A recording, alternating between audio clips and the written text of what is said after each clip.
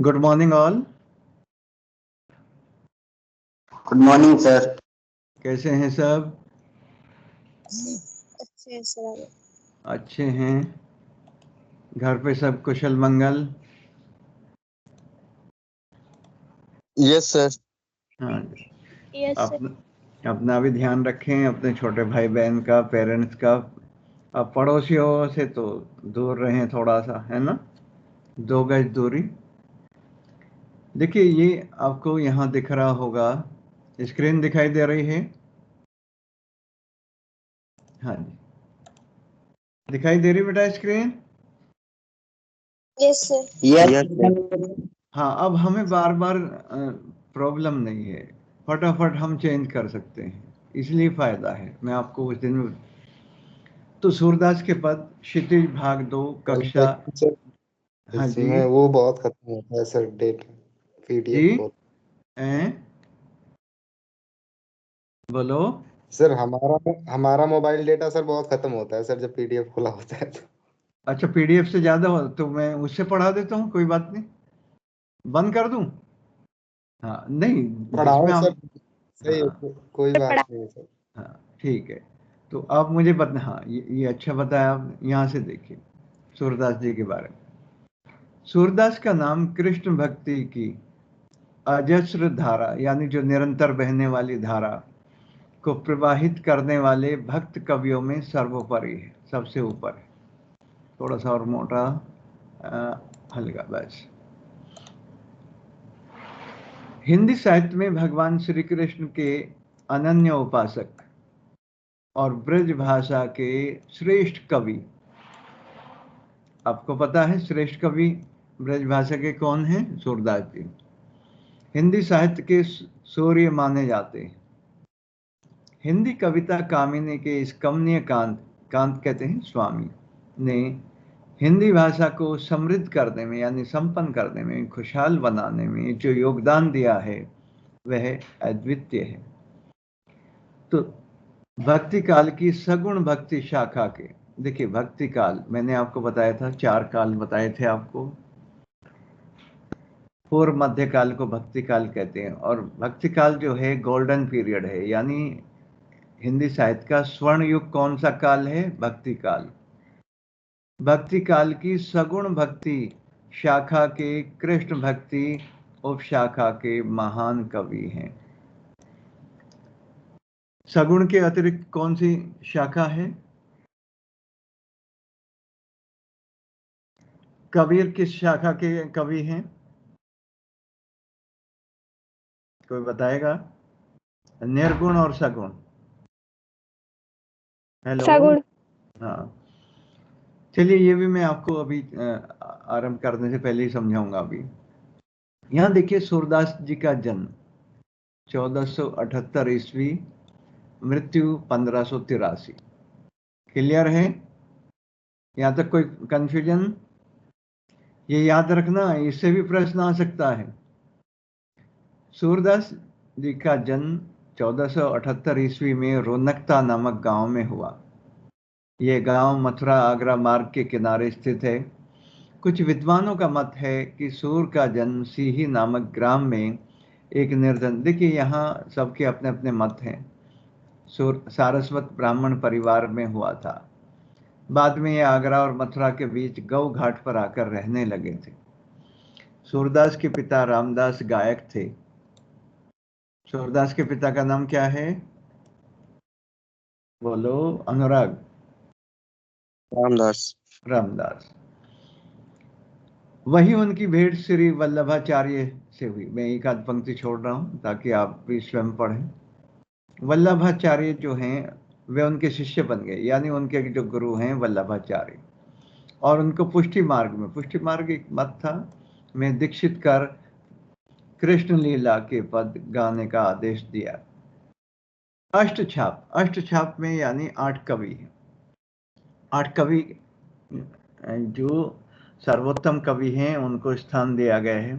उसमें वल्लभाचार्य जी के 4 शिष्य हैं, और 4 शिष्य हैं उनके बेटे विठलनाथ के। ठीक है, नंददास जो हैं विठलनाथ के शिष्य हैं, और सूरदास जो हैं वल्लभाचार्य जी। कुंभन दास, परमानंद दास, चतुर्भुज दास, तो ये शीत स्वामी, गोविंद स्वामी और नंददास, ये कवि हैं, ये विठलनाथ के। तो अष्ट छाप का भी आपको पता रहना चाहिए।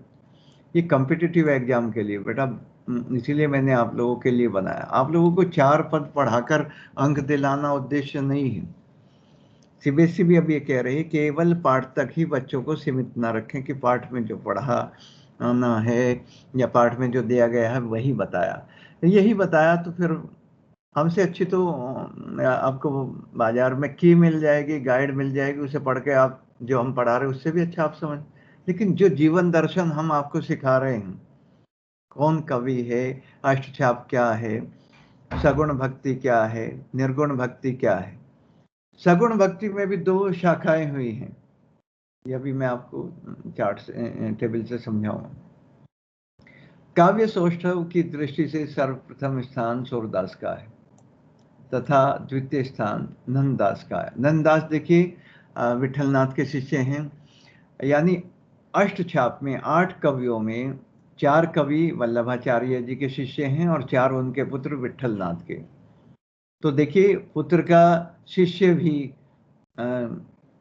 प्रमुख स्थान रखता है नंददास, और सूरदास जी तो रखते ही हैं। सूरदास की मृत्यु गोवर्धन के निकट पारसौली ग्राम में 1583 ईस्वी में हुई। क्लियर है? कोई पूछना है यहाँ तक कुछ? चलें, क्योंकि 2 ही कालांश हैं और पद हैं हमारे 4, तो टारगेट आज का मेरा यही था कि कम से कम 2 पद हो जाएं या थोड़ा बहुत रहेगा तो आगे। लेकिन सूरदास जी के बारे में इतनी जानकारी देना तो बनता ही है। सूरसागर भगवान कृष्ण की लीलाओं से संबंधित 10,000 पद संकलित हैं। सूरसारावली, सूरसागर का सार रूप लगभग 1107 पद संकलित है। और साहित्य लहरी, इसमें रस और अलंकार से परिपूर्ण 118 पद। ठीक है। यह है भाव पक्ष। भाव पक्ष में क्या होता है? रस आता है और उसका भाव, उसमें जो केंद्रीय भाव छिपा रहता है, तो ये आप पढ़ लेना अच्छी तरह से। और श्रृंगार रस का चित्रण देखिए, श्रृंगार रस और वात्सल्य रस के सम्राट कौन हैं? कोई बताएगा? हाँ जी, हेलो, यस सर। कौन है? सूरदास जी। इतना टाइम? हाँ, बिल्कुल। अब कला पक्ष है। देखिए, ये आपको पता होना चाहिए, कविता का जो काव्य सौंदर्य है उसके बारे में जब हम बताते हैं तो उसमें भाव पक्ष और कला पक्ष, यानी भाव सौंदर्य और शिल्प सौंदर्य। कला पक्ष को शिल्प सौंदर्य भी कहते हैं। इसमें भाषा, शैली, अलंकार आदि आते हैं। क्लियर है? अभी आप इतने देखिए, सूरदास के पदों की भाषा कौन सी है? ब्रज भाषा, आपको पता होना चाहिए। हाँ, शैली जो है इनकी गीत काव्य है, ये व्यंग, वचन, वक्रता, यानी जो गोपियों के जो कटाक्ष हैं, वाग वैदिकता कहते हैं, वाणी की चतुराई, सुर की रचना की विशेषता है। यहाँ इन्होंने जो अलंकारों का प्रयोग किया है उसमें मुख्यतः उपमा, उत्प्रेक्षा और रूपक अलंकार की छटा देखी जा सकती है। ठीक है। अब यहाँ हम पद 1 पर चलते हैं। उससे पहले मैं आपको संक्षेप में बताना चाहूँगा, हिंदी साहित्य का इतिहास का काल विभाजन जो आचार्य रामचंद्र शुक्ल जी के अनुसार है, उन्होंने 4 भागों में यानी हिंदी साहित्य के इतिहास के काल विभाजन को बांटा है। पहला है आदिकाल। आदिकाल को उन्होंने नाम दिया है वीर गाथा काल। समझ में आ रही मेरी बात? Yes sir. दूसरा है यस हाँ मध्यकाल। मध्यकाल को 2 भागों में, यानी पूर्व मध्य भक्ति काल कहलाया और उत्तर मध्य रीतिकाल कहलाया। इसके बाद फिर आधुनिक काल है। आदिकाल का समय है संवत 1050 से 1375। भक्ति काल का समय है 1375 संवत से 1700 संवत तक। रीतिकाल का समय है, रीतिकाल में आचार्य केशव विहारी, उसका समय है 1700 से 1900। और आधुनिक काल का समय है 1900 से आज तक। तो भक्ति काल में दो शाखाएं हुए हैं, निर्गुण और सगुण। निर्गुण में आपको मैं बताऊं, या थोड़ा सा इससे लिख नहीं पाते, नहीं तो मैं आपको टेबल बना के फिर कभी भी समझा सकता हूं, लेकिन ये संक्षिप्त परिचय दे रहा हूं। भक्ति काल में निर्गुण और सगुण। निर्गुण की भी दो उप शाखाएं हैं, ज्ञान मार्गी और प्रेम मार्गी। ज्ञान मार्गी में कबीर, दादू, रैदास, नानक आते हैं। प्रेम मार्गी में या हाँ सूफी कवि आते हैं, मलिक मोहम्मद जायसी, कुतुबन मंझन आदि। क्लियर है? फिर है निर्गुण के बाद सगुण। सगुण में राम भक्ति शाखा और कृष्ण भक्ति शाखा। तो राम भक्ति शाखा के सर्वश्रेष्ठ कवि तुलसीदास जी हुए हैं, और कृष्ण भक्त में आपको बताया मैंने अष्टछाप नाम से 8 कवि हुए हैं। 4 गुरुदेव वल्लभाचार्य के और 4 गुरुदेव विठलनाथ जी के शिष्य रहे। उनमें सबसे सर्वोत्तम कवि सूरदास जी, और दूसरे नंबर पर आते हैं नंददास। और क्या जड़िया नंददास के बारे में। तो इतना ज्ञान आपके लिए काफी है। सूरदास की भाषा ब्रज है, और वात्सल्य और श्रृंगार के सम्राट कहे जाते हैं। वात्सल्य रस के तो सम्राट हैं ही, श्रृंगार के भी। यहां देखिए ये पद है, पहला पद। अब ये उस समय का वर्णन है, आपको मैं बुक से ही थोड़ा सा मैं बता रहा हूं इसके बारे में, आप समझ जाएंगे। यहां सूरसागर के भ्रमर गीत से 4 पद लिए गए। कृष्ण ने मथुरा जाने के बाद, समझ रहे हैं, कृष्ण ने मथुरा जाने के बाद स्वयं न लौटकर, आवाज क्लियर है बेटा? Yes sir. उद्धव के जरिए गोपियों के पास संदेश भेजा था। मतलब जो समझे मेरे संदेश का, इस देश में है कोई क्या मेरे देश का। कृष्ण ने मथुरा जाने के बाद स्वयं न लौटकर उद्धव उनके मित्र हैं, के जरिए गोपियों के पास संदेश भेजा था। उद्धव ने निर्गुण ब्रह्म एवं योग का उपदेश देकर गोपियों की विरह वेदना को शांत करने का प्रयास किया। देखिए, कोई व्यक्ति दुखी है और आप उसे बात बनाने लगे, ये करो वो करो, वो आपकी बात सुनेगा ही नहीं। या तो दुखी व्यक्ति के मन की पीड़ा को जानना है तो वहां तक आपको जाना पड़ेगा कि ये दुखी क्यों है। दूसरे के दुख में दुखी होना चाहिए। अब वहां हम उपदेश देने लगे, किसी के यहाँ दुखद हादसा हो गया, हम चले जाएं और जाके कहें देखिए जो आया है वो जाएगा। जब अपना जाता है पता तब चलता है। दूसरे के यहाँ जाकर उपदेश सब देते हैं। ये गोपियां आप चित्र में देख रहे हैं। यहाँ ये कौन है? उद्धव। ये इन्हें समझा रहे हैं। तो यहाँ चित्र देखिए कैसे, ये गोपी कैसे मूर्छित हो गई, ये कैसे मूर्छित हो गई, ये कैसे बावली सी होके, और ये और तो और गाय भी कैसे व्याकुल है, बेचैन है।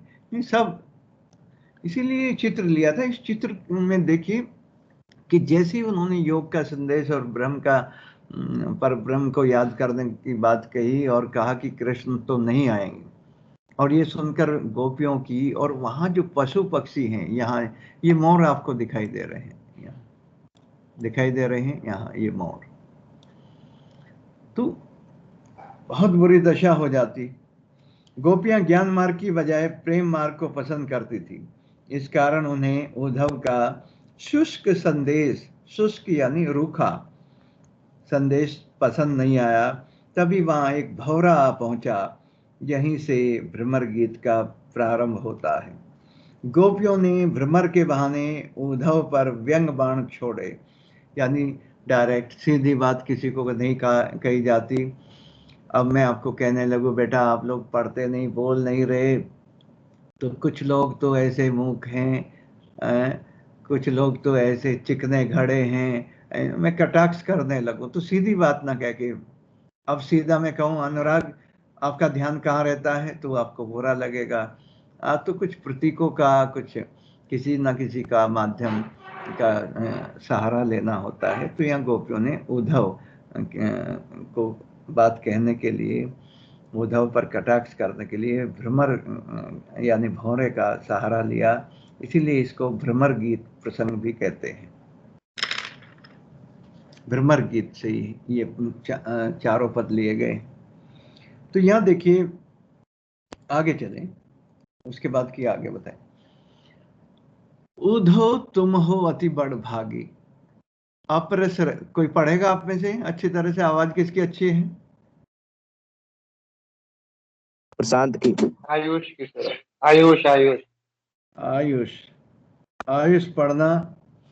उद्धव तुम हो अति बड़ भागी, भागी बड़ भागी, ऐसे पढ़ो। हाँ जी आयुष, मुझे सुन रहे हो? Yes sir. हाँ जी पढ़ो। सर लैब में सर नहीं पढ़ पाऊंगा सर, ऐसे पढ़ देता हूँ। हाँ तो पढ़ो, जैसे भी पढ़ो। उद्धव तुम हो अति बड़भागी, अपरस रहत स्नेह लगा तय, नाहिन मन अनुरागी। बिल्कुल।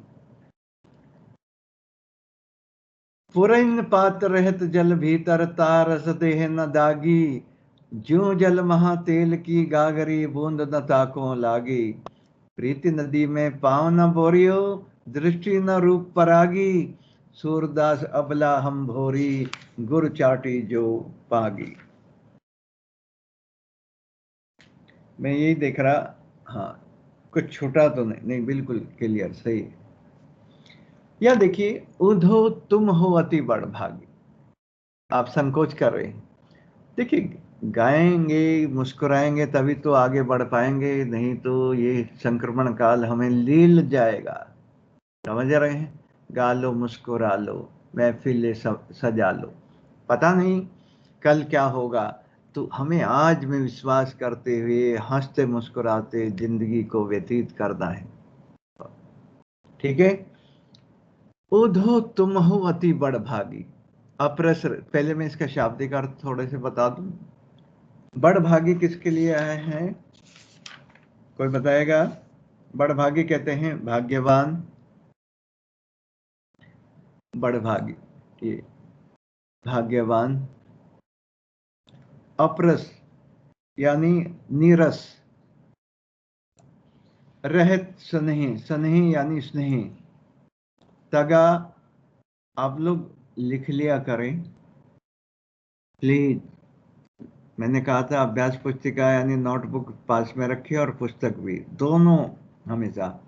और नहीं तो HB पेंसिल से पुस्तक पर ही लिख सकते हैं, लेकिन पुस्तक को ऐसा नहीं कि दूसरे के लिए भी आगे काम आएगी, तो ऐसा भी नहीं कर।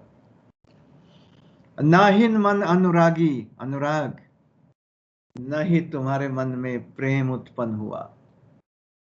पुरैन पात, अनुप्रास अलंकार, पुरैन पात रहत जल भीतर, तारस देह न दागी, कमल का पत्ता, पुरैन पात कमल का पत्ता, कमल पत्र।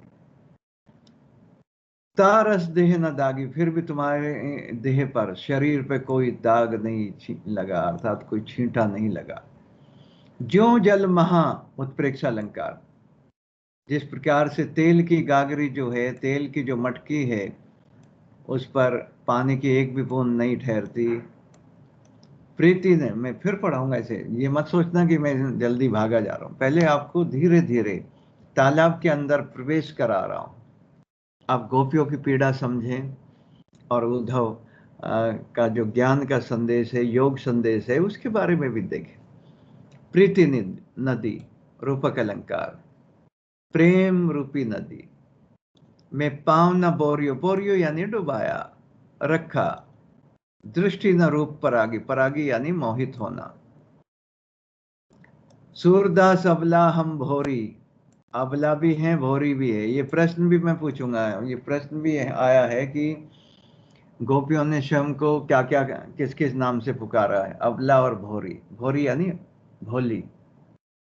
गुर चाटी जो पांगी, फिर उस जैसे मानव की जिस प्रकार से चींटियां जो हैं गुड़ से चिपक जाती हैं, पागी यानी पक जाती है, उसमें रम जाती हैं, उससे बाहर नहीं आते, उसी प्रकार से हमारे मन में कृष्ण भी बसे हुए हैं और हम उनकी भक्ति में उस चींटी के समान गुड़ से चिपक गए।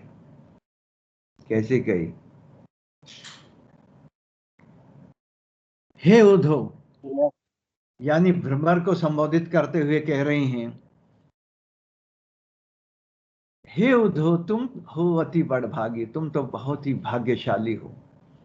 अपरस रहित स्नेह तगाते, यानी तुम नीरस रहे स्नेह प्रेम के बंधन, तगा धागा बंधन, नाहिन मन अनुरागी, यानी कृष्ण जो हैं जिनके अंदर जिनके मन में दूसरों के लिए बहुत प्रेम है, तुम उनके पास रहकर भी भाग्यशाली रहे, यानी नीरस रहे, स्नेह तगाते और प्रेम के बंधन में नहीं बंधे, नाहिन मन अनुरागी, ना ही तुम्हारे मन में प्रेम उत्पन्न हुआ। अनुराग यानी प्रेम उत्पन्न हुआ किसी के प्रति। कोई परेशानी यहां तक? सर अपरस क्या होता है? अपरस नीरस, अछूते, अलिप्त, यानी आप जैसे मेरे पास रहे, मैं कोई बहुत बड़ा संत महात्मा हूं और मेरे पास रहने के बाद भी आप भक्ति में लीन नहीं हो पा रहे, तो अपरस रहे, आप अछूते रहे, नीरस रहे। क्लियर है? Yes sir. हाँ। स्नेह तगा, स्नेह स्नेह यानी स्नेह प्रेम, तगा तगा यानी तागा धागा, यानी प्रेम के बंधन में नहीं बंध पाए, ना ही मन अनुरागी, और न ही तुम्हारे मन में अनुराग प्रेम उत्पन्न हुआ। हे उद्धव तुम तो बहुत भाग्यशाली हो। यानी भाषा कौन सी है? ब्रज भाषा। ये आपको ध्यान रखना है। हाँ, ये इस तरह से जैसे भी लिखा जाएगा मैं कोशिश करूंगा, ब्रज भाषा याद रहे। अब मैं अभी एक दिन वो मंगा रहा था पेन टैबलेट, 6000 5000 बहुत महंगे।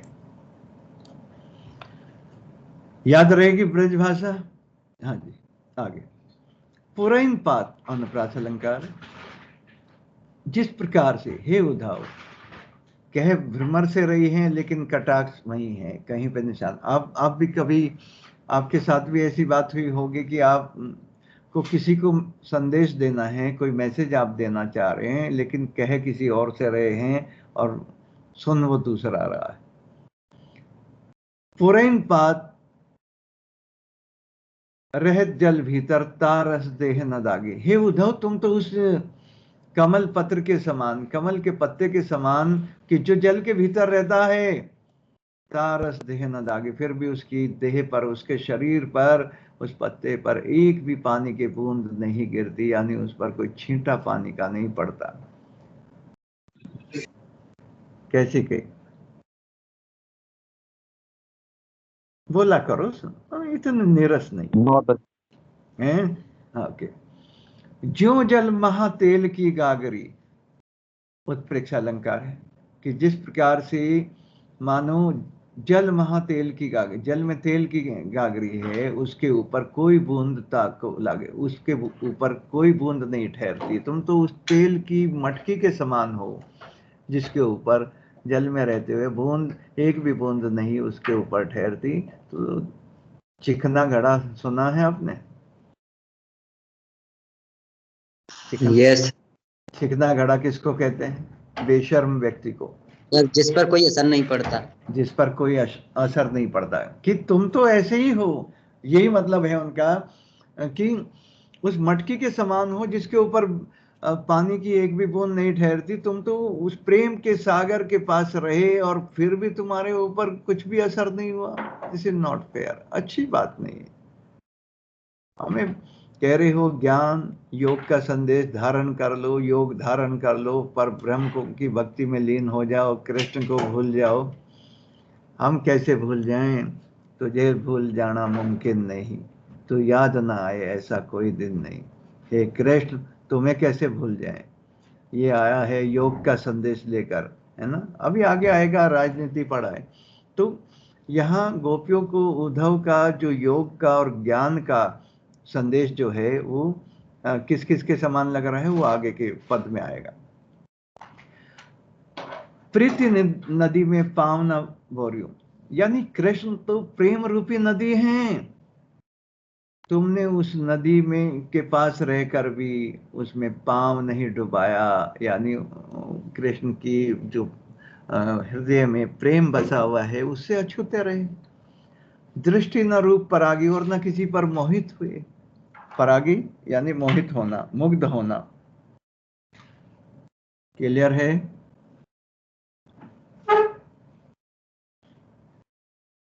सूरदास अबला हम भोरी, सूरदास जी कहते हैं गोपियों के माध्यम से कि हम अबला, अबला कहते हैं कमजोर, निर्बल।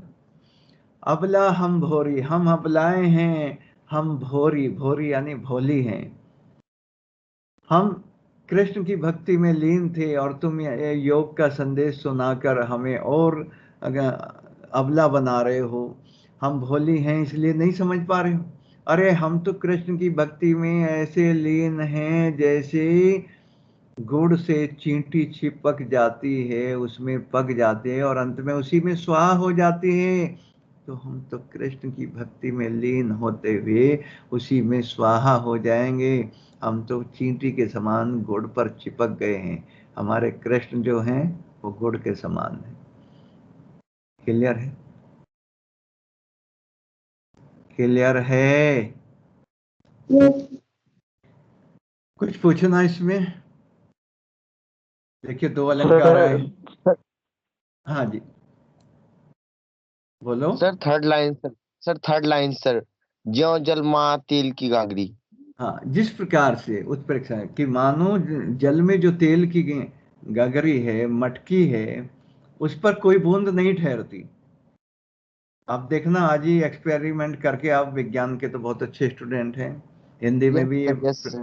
प्रयोग करना कि देखना मटकी पर कोई बूंद ठहरेगी क्या, वो नीचे फिसल जाएगी। बूंद न ताको लागी, और तुम्हें भी उस मटकी के समान हो तुम, कि जैसे उस पर कोई जल की बूंद नहीं ठहरती, वैसे तुम्हारे ऊपर भी प्रेम की एक बूंद का भी असर नहीं हुआ। यानी कृष्ण के पास रहकर भी तुम अछूते रहे। तुम तो उस मटकी के समान हो, यानी चिकने घड़े हो। यार मेरा चिकना घड़ा, है ना। चलिए आगे। और कुछ? प्रीति नदी में रूपक अलंकार है, आपने देखा। यहाँ रूपक तो मैं लिख ही सकता हूँ। सर दूसरी लाइन लाइन बता दो सर, पुराइन पात्र है। पुरैन पात, पुरैन पात कहते हैं कमल के पत्ते को। कमल का जो पत्ता है वो जल के भीतर रहता है, और फिर भी उसके ऊपर रस देह, यानी उसके देह पर कोई भी वो नीरस रहता है, यानी उसकी देह पर, उसके शरीर पर एक भी पानी का छींटा या दाग नहीं लगता। तो तुम तो जल में रहते हो, यानी प्रेम की नदी में रहते हुए भी, उस प्रेम के सागर श्री कृष्ण के पास रहते हुए भी उस कमल के पत्ते के समान तुम्हारे ऊपर तो एक भी छींटा नहीं लगा, अर्थात जरा भी तनिक भी असर नहीं हुआ। यानी तुम्हारे अंदर प्रेम है ही नहीं। तभी तो हमें कह रहे हैं कि कृष्ण को भूल जाओ और योग का संदेश और ज्ञान का संदेश दे रहे हो कि योग अपना लो। क्यों अपना लें हम? क्लियर है? ओके जी, 7 मिनट रह गई, अब एक और कोशिश करते हैं। ज्यों में उत्प्रेक्षा है, यहाँ रूपक है उत्प्रेक्षा, ये भी आप ध्यान दें। क्लियर है? लिखा हुआ समझ में आ रहा है? कोशिश तो कर लेता हूं मैं। देखिए, ओके, कोशिश करने वालों की कभी क्या नहीं होती? चलिए, हार नहीं सर। हाँ ओके। अब यहां देखिए व्याख्या, इसको आप अपनी डीपली पढ़ लेंगे, ये आपके लिए।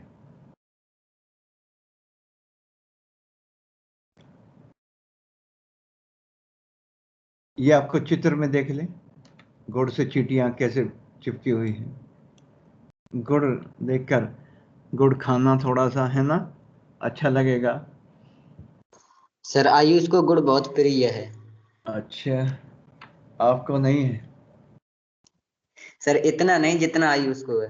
ओके, यहाँ देखिए मटकी भी रखी है आपके लिए हमने, कमल भी रखा है। देखिए कमल पर छींटा पानी की कोई बूंद लगती है? नहीं लगती है। यहाँ पानी आपने डाला मटकी पर, तुरंत फिसल जाता है। तो जैसे ही आप में भी कुछ ऐसे बैठे होंगे, मैं किसी को कटाक्ष नहीं, यहाँ संदेश देखिए पहले पद का क्या है। निर्गुण की उपासना के प्रति उद्धव की अनुरक्ति पर व्यंग करते हुए गोपियां कह रही हैं कि हम आपके समान, यानी निर्गुण ब्रह्म को अपनाने, पर ब्रह्म को, ईश्वर को अपनाने की वो सलाह देते हैं। संसार से विरक्त नहीं हो सकते, हम सांसारिक हैं। जो सांसारिक लोग होते हैं वो मोह माया में लिप्त रहते हैं, अतः एक दूसरे से प्रेम करते हैं। हमारे मन में कृष्ण की भक्ति और अनुरक्ति है, लगाव है। कृष्ण से अलग हमारी कोई पहचान नहीं है। प्रेम मेरी आंखों में है, कृष्ण मेरी सांसों में है ना? हम अबलाओं के लिए ज्ञान मार्ग बड़ा कठिन है, बहुत डगर है, नहीं बहुत कठिन है डगर पनघट की, यानी ज्ञान मार्ग हमारे लिए बहुत कठिन है। अब दूसरा पद देखिए, ये जितना होगा ठीक है, जो भी होगा क्वालिटी वाला। अब यहां देखिए, चित्र देखकर आपको कुछ लगा?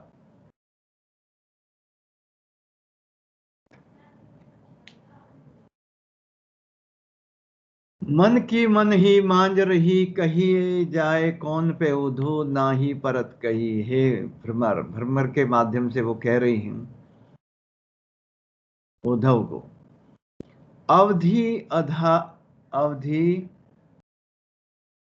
असार आस आवन की, तन मन बिथा सही। ठीक है, ये मैं ठीक कर दूं, ये इसमें आधार है, हाँ यस ओके। अवधि आधार आस आवन की, तन मन विथा सही। विथा कहते हैं व्यथा, तन ने और मन ने, तन ने मन ने नहीं, तन और मन। अब इन जोग संदेशनी सुनी सुनी, सुनी सुनी कौन सा अलंकार? अनुप्रास। अनुप्रास तो है ही, पुनरुक्ति प्रकाश, समझ रहे ना? पुनः प्लस उक्ति, फिर से वही कथन, सुनी सुनी, धीरे धीरे, धीरे धीरे, हाँ ये भूलेंगे नहीं आप कभी। पुनरुक्ति प्रकाश अलंकार। विरहनी विरह दही, विरहनी का विरह जो है उसमें वो जली। अब इन जोग संदेश, जो योग के संदेश, जोग यानी योग के, चाहती होती गुहारी जिते, जिधर से गुहार लगा रही थी, जितते ते उत्ते धार बही, उधर से उल्टी धारा बही। सूरदास अब धीर धर ही, धीर धर ही में कौन सा अलंकार? अनुप्रास। मर्यादा न लही, मर्यादा त्यागने को मन करता है। मन की मन ही मांझ रही, कही जाए कौन पे उधो, ना ही परत कही। यह गोपियां जो हैं कह रही हैं कि भ्रमर के माध्यम से, भ्रमर को लक्षित करते हुए, देखते हुए कटाक्ष कर रही हैं उद्धव पर, इसीलिए ये भ्रमर गीत प्रसंग है। मन की मन ही मांझ रही है, हे उद्धव हमारी तो जो बातें थी वो मन की मन में ही रह गई, कही जाए कौन पे उद्धव, क्योंकि वो कृष्ण के आने की पहले एक बार इसका पूरा भाव समझ लो। गोपियां जो हैं कृष्ण के आने की प्रतीक्षा कर रही थी, लेकिन कृष्ण नहीं आए और अपना संदेशा जो है उद्धव के माध्यम से भिजवाया। तो यहाँ गोपियों की विरह वेदना और अधिक बढ़ गई। वे विरह दशा से बहुत ज़्यादा व्याकुल हो रहे हैं इस समय। तो इस समय उद्धव जो है उन्हें योग का संदेश दे रहे हैं और ज्ञान मार्ग को अपनाने की सलाह दे रहे हैं। कहते हैं कि परब्रह्म को अपना लो और योग को मन में धारण कर लो। तो यहाँ ये कह रहे हैं, कही जाए कौन पे उद्धव, हे उद्धव अब हम किससे कहें। और कहने भी इसलिए पड़ रही है कि हम बहुत कुछ कहना, लेकिन अब तो हम किसी से कुछ कह ही नहीं, ना ही परत कही। अब तो हम किसी से कुछ कह भी नहीं सकते। अवधि आधार आसावन की, देखिए आपको, आप मेरे पास आए कि सर ये समस्या का समाधान करो, और मैं बजाय समस्या का समाधान करने के आपको डांट कर भगा दूं, तो आप किसके पास जाएंगे। गोपियों को कृष्ण के आने की जो बाट जो हो रही थी, बाट जो होना मुहावरा है, प्रतीक्षा कर रही थी, लेकिन उधर से क्या आया, अवधि आधार, यानी जो समय बीतने के बाद उन्हें ये था कि कुछ समय के बाद जो एक आस यानी आशा थी आवन की, कृष्ण के आने की, इसीलिए वे अपने तन मन पर व्यथा झेल रही थी। यानी उनका जो शरीर था, मन था, वो दुखी था, वो बेचैन थी, व्याकुल थी कृष्ण के वियोग में। कौन सा रस है,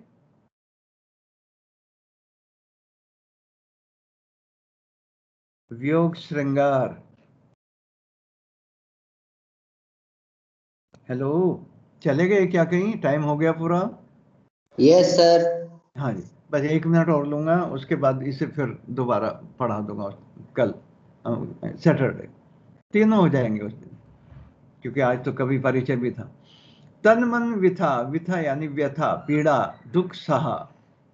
अब इन योग संदेश ने सुनी सुनी, अब इस योग के संदेश को सुन सुनकर विरहिणी, हम विरहिणियों की, विरहिणी कौन होती है, जो अपने नायक से, अपने स्वामी से अलग हो, विरहिणी विरहदई। अब हमारा जो विरह है और हमें जला रहा है, जिया जले जान जले चारों तरफ धुआं उठे। सुना है, विरहिणी वियोग में जीने वाली, और विरहदई विरह की वो अग्नि में जल रही है। चाहती होती गुहारी जीते, जिधर से हमने गुहार लगाई, प्रार्थना की, उत्ते धार बही, उधर से ही उल्टी धारा बह रही। हे भ्रमर, अब कहते मैं उद्धव से रही कि जिधर से हमने प्रार्थना की कि हमारी कृष्ण जो है हमारे प्रेम को समझेंगे, लेकिन उधर से तो ये उल्टी धारा कौन सी, या विरोधाभास है। उल्टी धारा कौन सी, योग की और ज्ञान का संदेश जो दे रहे हैं। सूरदास अब धीर धर ही क्यों, मर्यादा न ली। गोपियां कहती हैं, सूरदास जी कह रहे हैं कि गोपियां अब कह रहे हैं कि हे उद्धव अब धीर धर ही, धीर यानी धैर्य धारण नहीं किया जाता, अब मर्यादा यानी मर्यादा छोड़ने को मन कर रहा है। अब तक हमने बहुत मर्यादा में रहे, अब मर्यादा त्यागने को मन करता है, क्योंकि अब अति हो गई। हम उनको प्रेम कर रहे थे और वो हमें योग और ज्ञान का संदेश दे रहे हैं। दिस इज नॉट फेयर, ये अच्छी बात नहीं है। तो अच्छी बात क्या है, हम मिलेंगे नेक्स्ट क्लास में, तब तक के लिए 10 विदानियां। ओके जी, थैंक यू सर। हाँ जी, यस हाँ, तो कैसी लगी हमारी आज की क्लास, हमें लिख भेजिए www. हाँ जी